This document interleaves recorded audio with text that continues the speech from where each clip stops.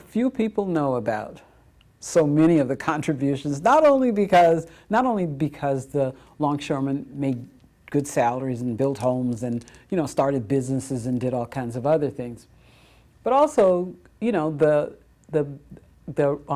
expansion, to the port of Miami.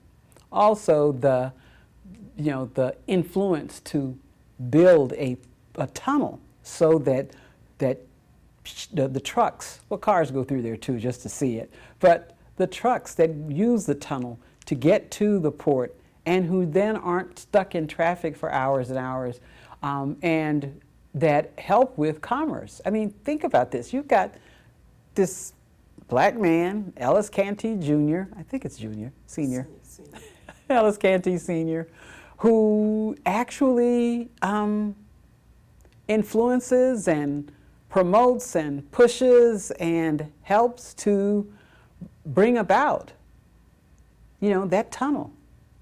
And I could remember when I first heard about the tunnel. You hear about something and you just go, really, a tunnel? And he said, Jacqui, you just don't know how much commerce, we move through the port of Miami.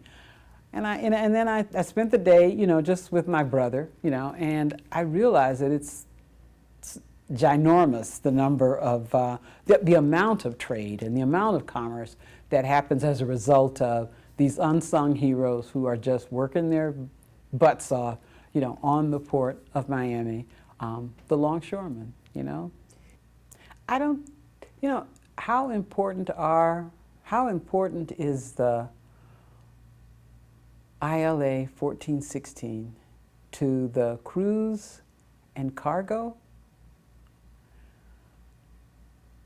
I think if it hadn't been for them and their leadership, if it hadn't been for Cleveland Turner, stepping up and saying and really moving the whole idea forward of moving from Dodge Island to the